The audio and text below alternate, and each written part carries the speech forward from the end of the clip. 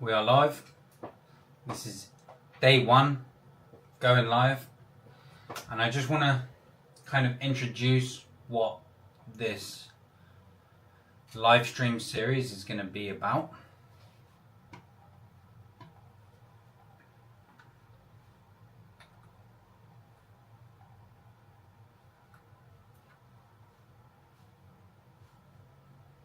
So I did this earlier and I had the stream playing in the background, so it was getting recorded twice and you just couldn't hear anything. That was a 55-minute stream that you literally couldn't hear anything I was saying.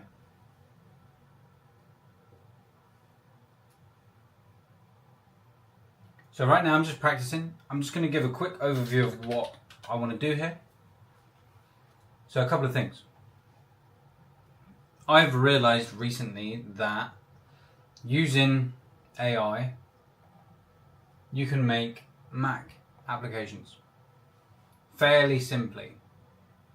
Now, I have this problem when I'm editing stuff.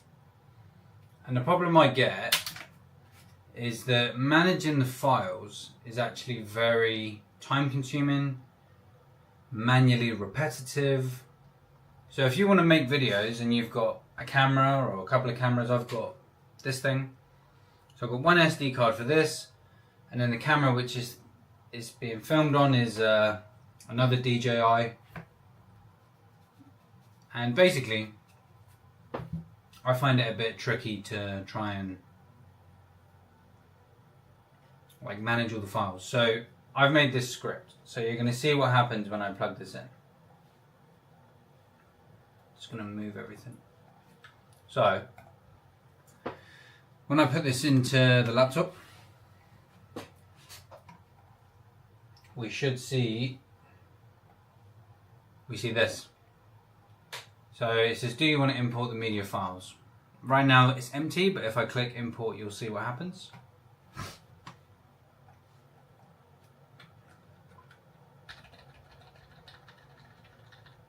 So I'm just going to zoom this in loads. This is what we get. This script uses Python, and what it does is it looks for an SD card that has a DCIM folder. It skips my LaCie hard drive because that is where I archive the projects. It's like my backup drive.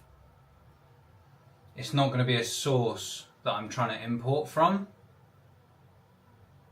Right now there's no media files, but what this does is it will import everything from the SD card, and then it will clear the SD card and then eject it, and then it gives me another dialog that lets me know that it's complete. And once that's done, I have this folder structure which is, I have a main editing workspace, and within that I have organize and projects. They both follow the same hierarchy. So for example, it will go 2025, 09 for the month, and then they're organized by date.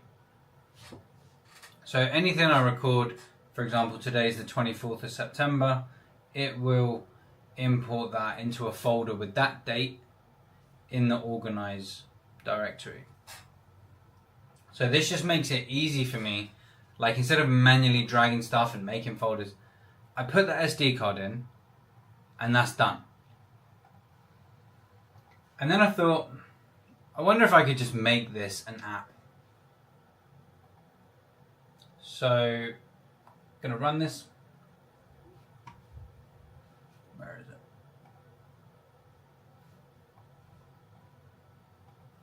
So this is it. So this is an app which I made with AI to run on Mac. And it essentially does the same thing as what this script that I've made does. So this script basically manages the SD cards as sources. It moves stuff into projects. Hi John. You're my first viewer on the stream. This basically is where you can come to set up, if you've got multiple places where you work from, for like a workspace where you edit stuff, if you've got an SSD that you edit from, and then if you've got multiple SD cards, you can actually set profiles on them. So right now this isn't fully set up, but the idea is that you'll be able to create a profile so that it's linked to a particular camera, for example. Here is where we can import. There's nothing on there, so it won't work. And then the other thing which I like to do is to have an archive of all of my projects. So at the end of the month, I just move it off of my laptop onto an external drive so it doesn't take up loads of space. Like right now, you can see that I've not done that at the moment. So the workspace, like on my Mac, I've only got 16 gigabytes left, which, yeah, is like 2% storage left. So the point of this is just to kind of speed up the editing process, move stuff into organized folders. You can have the auto input on SD card insert. It also works in the menu bar. You know, so I actually found out it's quite simple to make something like this. The main caveat is that this won't be on the Mac App Store. So there's some restrictions that I've seen regarding dealing with file system, like the system files, that doesn't really work with the App Store apps. Like you have to sort of disable some of the things. So basically this is just a simple way to be able to manage SD cards, have a 3-2-1 backup system, organize projects in a simple way. So I'm going to just create a project. So I'm going to just call this test video. And then you can see it's automatically created it. So this is, if this is a user of this, they would have an editing workspace. They would have an imported, which I think I'm going to call Vault or footage. And then they have a projects. So then we have the date, and then this file structure which I've just added. So we can also adjust the file structure so that it's like scaffolds the project in the format that you want every time. Like this is how I would use this. So we can actually set how we want this to work. And this is not finished whatsoever. Like I only spent a few hours doing this, but the way it normally works is I have a terminal script where I can just type video, and then I have this script which asks me for the title. I'm going to call this test 1 2 3 or something. And when I click enter, this is my actual editing folder. So it goes 2025-09, which is the month, and then this is the video project which I've just created. And then within here, I would add my files as needed, right? And it makes it really simple for when it comes to editing stuff, that I've got everything in an organized way. Now, I've been trying to research what like different people use for their system for this, because I've just kind of figured out a thing which works for me. But essentially, I feel like if you don't have this organized, it makes this process a nightmare. So what I'm trying to do is take the same logic from my scripts and put it into a user-friendly interface which lets you manage all of this in a simple way. And I want it to be kind of user-friendly enough for a basic sort of hobbyist person to use, but also for professional video projects as well. There are things like this which exist, but I have a few sort of unique features that I want to work into this. Now, this is kind of the software, and what I'm going to do is I'm going to be building this live using Cursor. So I'm developing this with AI.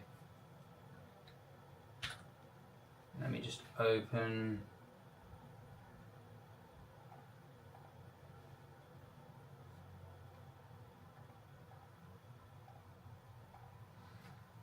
So just for a glimpse, this is the project, and the way that we do this is we create it in Xcode, and then we've got Cursor as the IDE, so we can edit everything using Cursor.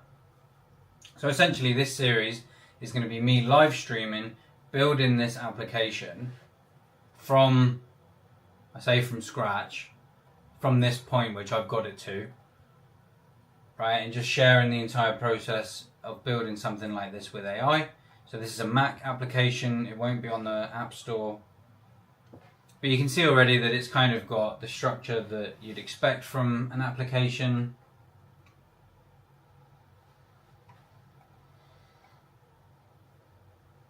And yeah, I'm going to basically be just doing this. I want to show you a very good sort of structure for an app like this if you're interested. I think that this is a really good app. I think for some reason my Safari is just not loading something right now. I don't know what is going on there. I was trying to load up Twitter, but it just isn't working for me. So if you've ever seen this kind of screen recording, you'll see on their landing page that, you know, Notion use this, GitHub, Y Combinator, Framer, Stripe. You know, when you see this real clean, dynamic, sort of flowy type of screen recording, it's probably from Screen Studio. I always use this to send videos to clients. It just works really well. You can change the background, you can do this zoom thing with the mouse, you can have that automatic, you can have it manual. It works well, right? When I originally bought this, I did the lifetime or the 1 year of updates, and it was $79. I think at the time they didn't have the shareable links, but now they do. And now for software like this, you're looking at $29 a month, or a 1 year of updates with your copy forever for $229. So I'm going to go and get a drink quick, and then I'm going to come back and I'm going to explain the forms of leverage that I think we can tap into mimicking this concept. I'll be right back.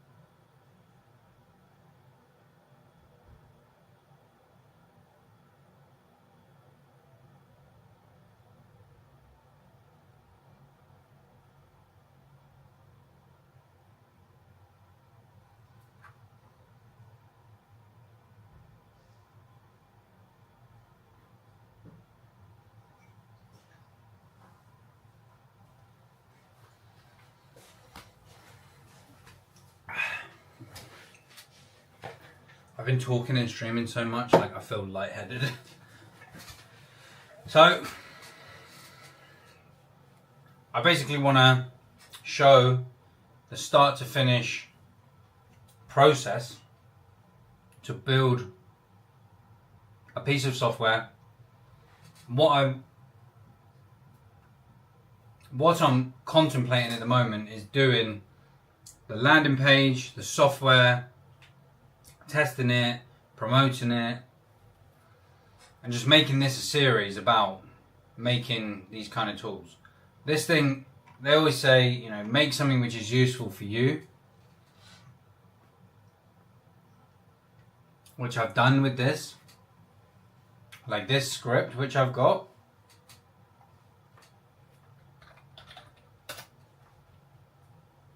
I've made this completely free to access.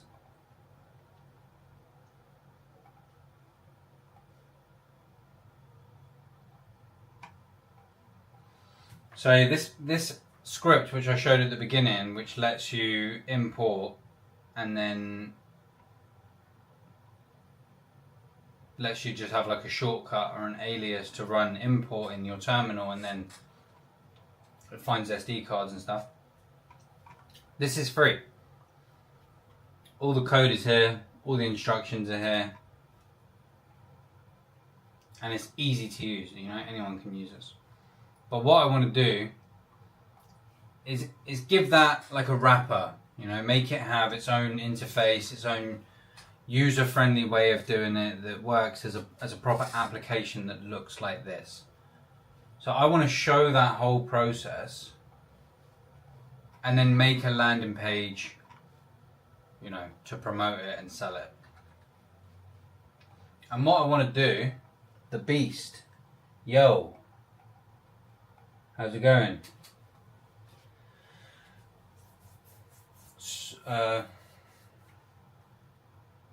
What I want to do is show you guys this website.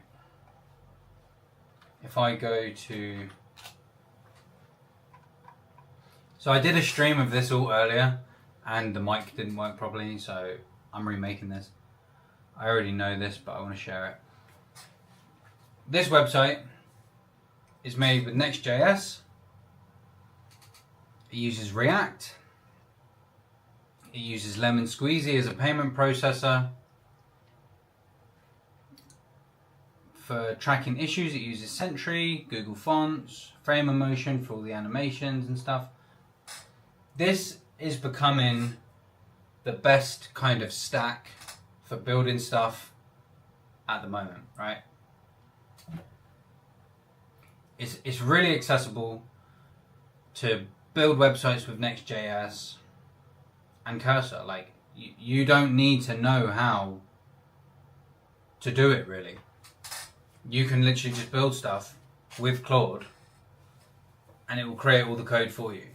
And now I'm not suggesting that you do that and then expose sensitive information and make a mistake and stuff. This is a learning process for me as well. And I just kind of want to share that. Trio Nam 1, hello. Thanks for tuning in.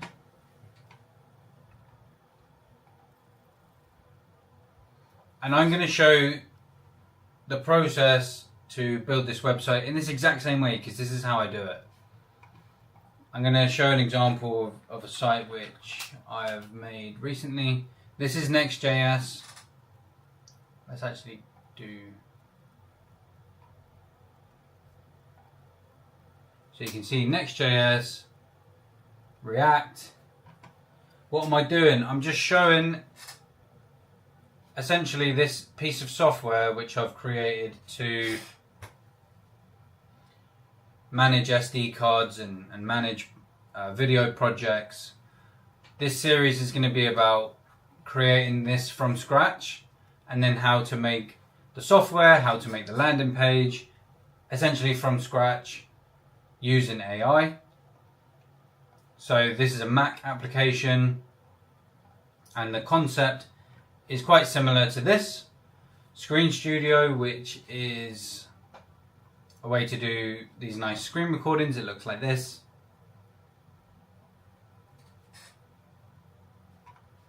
So I'm essentially going to build a different piece of software, build a website, and show how to do all of this. Today is just kind of introducing the idea and just talking through it. So this site, which is one which I built for someone.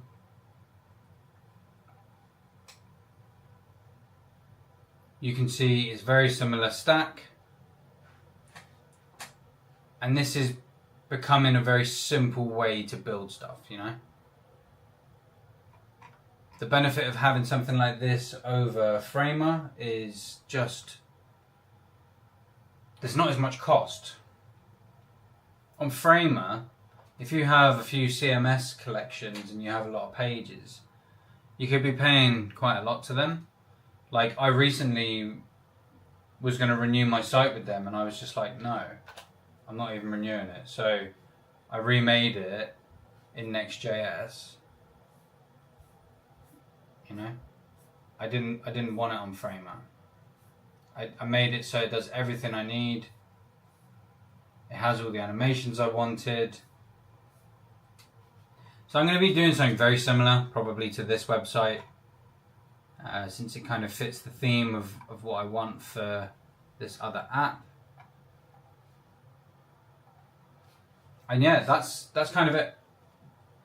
What I want to talk through just before we finish this up is forms of leverage. If I can get ChatGPT to open.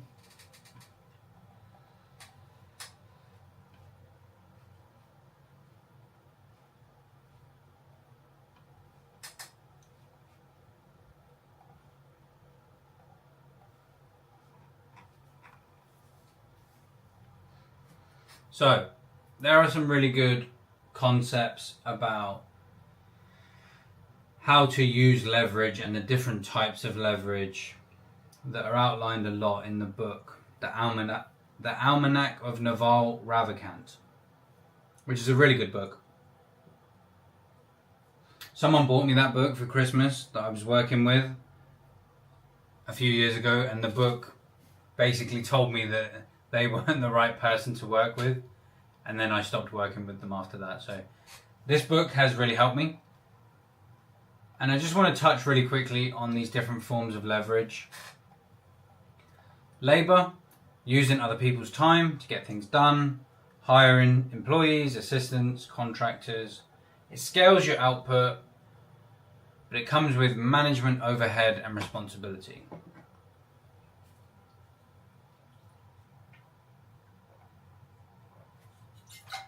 Capital, using money as a multiplier.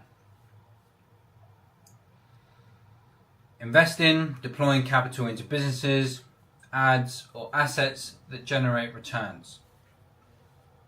Historically, this is limited to those with wealth or access to capital. Then we have this new form of permissionless leverage, media and code. Code is software, apps, automations. Media is stuff like this. Podcasts, live streaming, YouTube, tweets, books, blogs. It's something that you can put out there. I can make one video and 1 million people can see that video. 1 million people can read that tweet. The other added benefit is there's no permission, right? I don't need someone's permission to share this video today. It can scale infinitely because once it's created, it spreads at near zero cost. So you can distribute something to a massive number of people, get it in a load of different places with no sort of additional cost. And then product leverage is something that you can build once and sell or use repeatedly without proportional extra effort. Software and media are the biggest modern examples of this, and Naval stresses that this is the most powerful form of leverage in our time. This is enabled by the tech which we have today.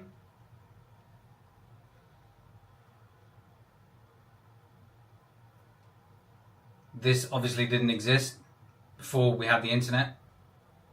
But now, if I create a product, some digital download, someone can pay for it and download it, and it doesn't cost me more to produce. It's not like I'm selling cameras and then we have to produce more cameras to sell more, all right, or produce iPhones. There's material costs. So the big point that Naval makes is that in the modern world, permissionless leverage is favored because anyone with an internet connection can use it. So anyone who can listen to this can access this. There's no gatekeepers. You can scale far beyond your own time, capital, or team. So this is an interesting time where this kind of thing hasn't really existed before. So what I'm doing is a form of both of these things. The media and code leverage. So I've made YouTube videos and I'm going to continue to do that. But if I'm working on this and just talking about it, it forces me to not restart stuff. It means that I'm not editing the video. It means that I'm just sort of doing it on the fly. And the fact that it's a series makes it something interesting for people to follow. And then I'm also coding something, a piece of software, an app, that can be sold repeatedly so it can scale without a marginal cost of replication, I think he describes it as. It doesn't cost more money to sell this app more times. And then what I'm doing, using media to promote the thing. So I'm combining both forms of leverage. And for a few reasons, right? I want to highlight the importance of using this leverage whilst it's accessible, whilst it's permissionless, because it isn't necessarily always going to be.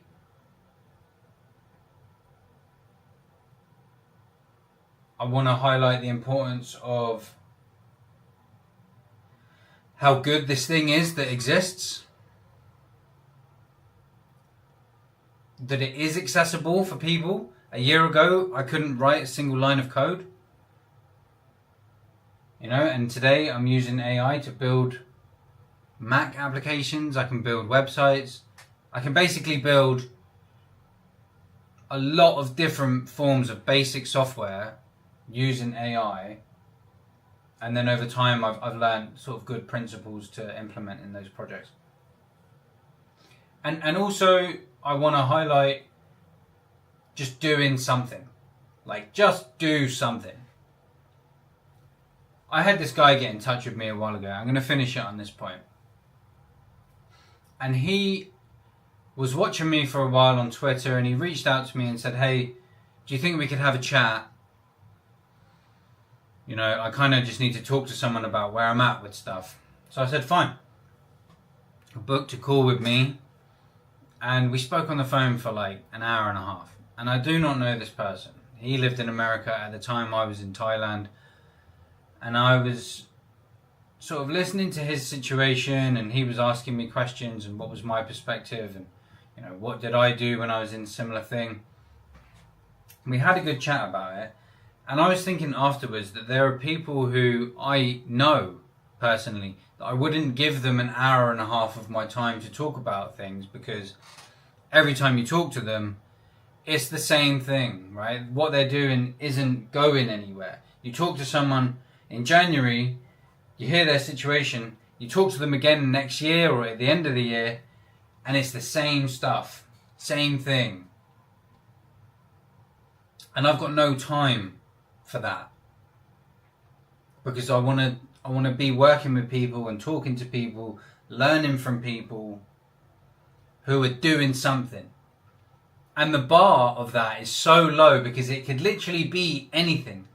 Someone who is doing anything, I would give my time to, because they haven't settled. They aren't just a talker. They are doing something. And this is today what inspired me to do this. A guy called Cornelius, who I'm going to show on Twitter.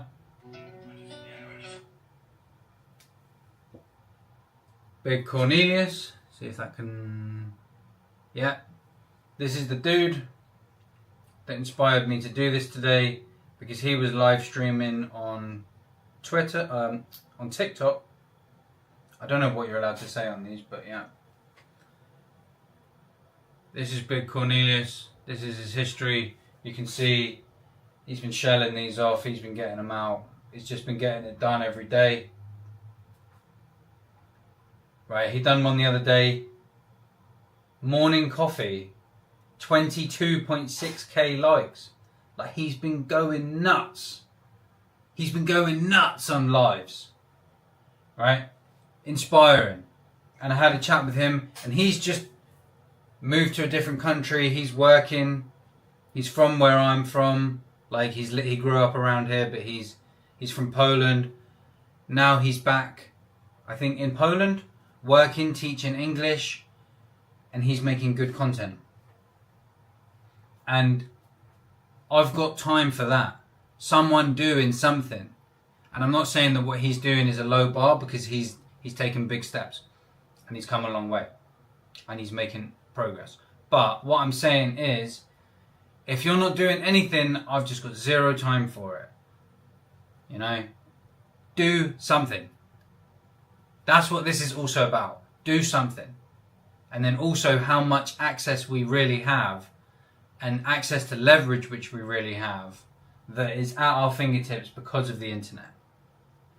So, leave it there.